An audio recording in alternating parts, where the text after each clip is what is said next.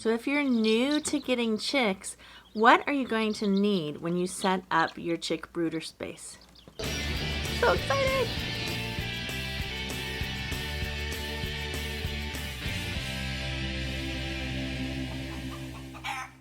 Look at all the beautiful little chickies.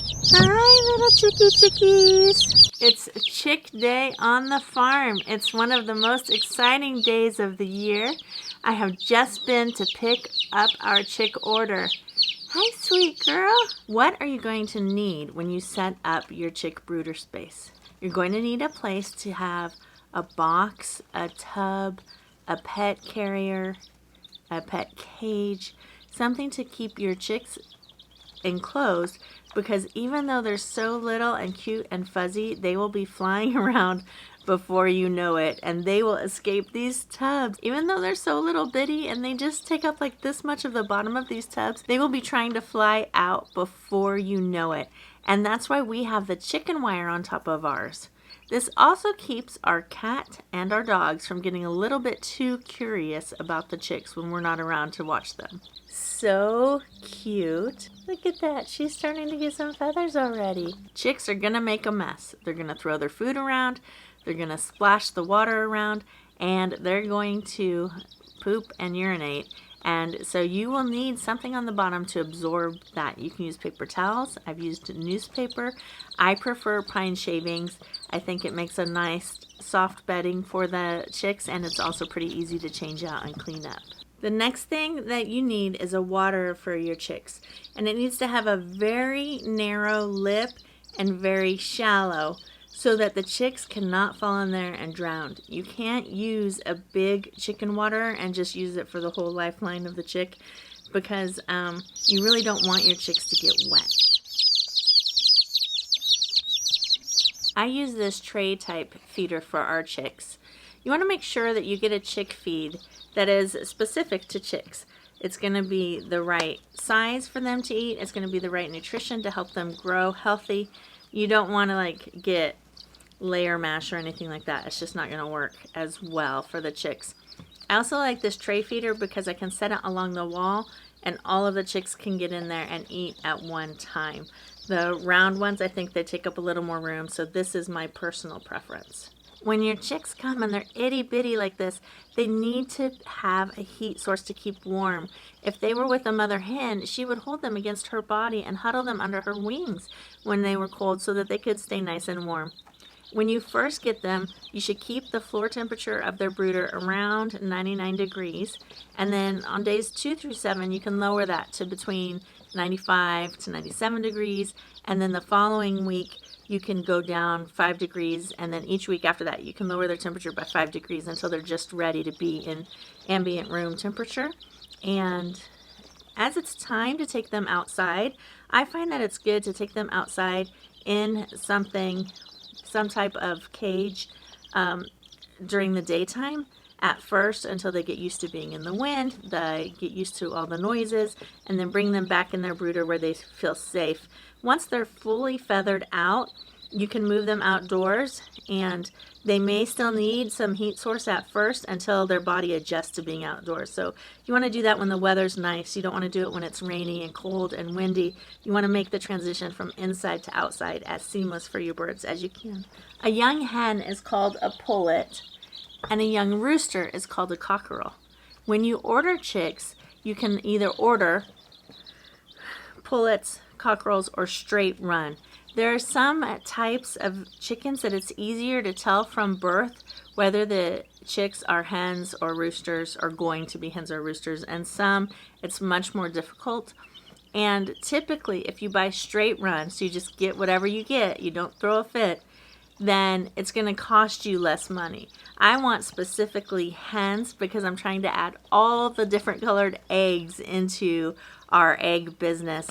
And so I ordered pullets and I ordered specific breeds. So this chick order cost me a little more than it would have if I just got a barnyard mix from somebody down the street who just hatches out chicks. So that's something to think about. If you are eating chicken, if you're okay processing your own chickens, then you can get straight run. You can save a lot of money, and you can just butcher if you have too many roos. I ordered 5 olive eggers, 5 dark brown egg layers, 5 blue egg layers, and 5 leghorns, which lay big white eggs, because like I said, I'm looking to get a variety of egg colors into our egg collection daily. The store called me the day before my order and they said our olive eggers didn't hatch out the way we expected them to. We can still give you 3 of the olive eggers, but we don't have enough to give you all 5. So we would like to give you 3 Biefelders instead. And I was fine with that because they were able to offer me pullets as well. When I got home, and this is typical of our hatchery, we buy from Cackle Hatchery and we haven't ever had any problems with them at all. We're really happy with the service they provide us. And we actually have 24 chicks. And so I asked them, like, how am I going to know which is which? So they kind of helped me look at them and figure it out. Olive eggers. Oh, yeah. So your olive eggers are going to be these little brown ones. With the stripe down there. Yeah, with little stripe. And then they're not going to have anything marked underneath. Okay. Like the Biefelders will with the orange. Oh, okay, okay. Your dark brown surplus, all of them will have the feathered feet. Okay. Biefelders, they're going to be marked orange. Each one of them, underneath of them.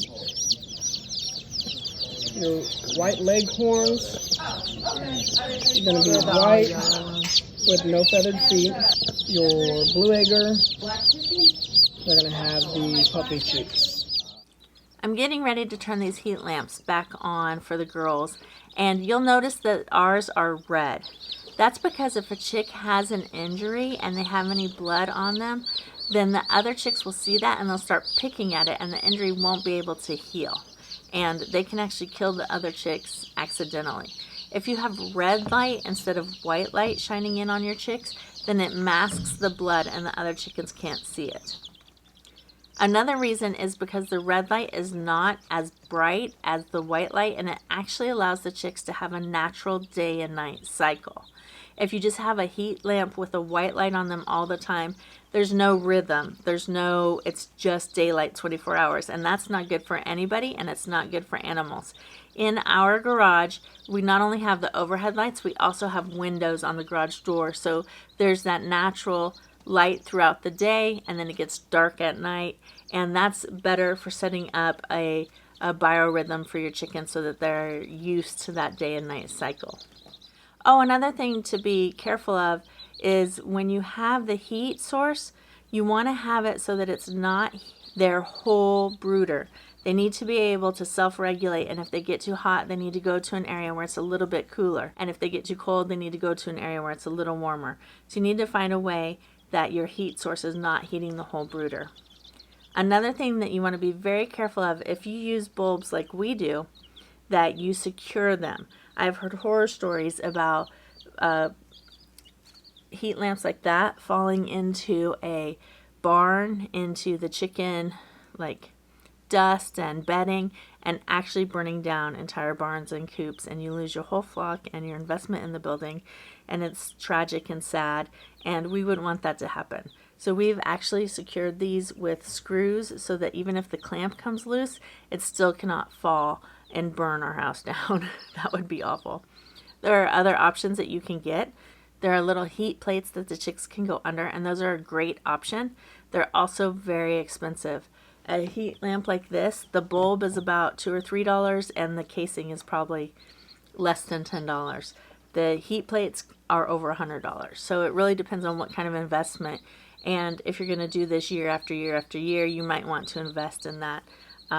Or you can just make sure that your lamps are free from dust and bedding and secured well so that you don't have a tragedy. I know I've mentioned several ways your chicks can die: if they get too wet, if they get too hot, if they have the wrong kind of feed. You might be thinking, what is going on here? How hard is this to raise chicks? It's really not that hard. You just want to make sure that you provide them the best environment you can to give them a great start at success, and soon you will have a wonderful flock of chickens providing you with eggs, possibly meat, and lots of enjoyment. If you're thinking about getting chickens as a source of eggs for your family, you might also consider starting an egg business. And I actually made a video about whether it was worth it to have an egg business or not. That video is going to be right here. Thanks so much for watching. Have a great week. Hey, hey, be gentle. Don't lick it. No. No. Yes. No. No licking.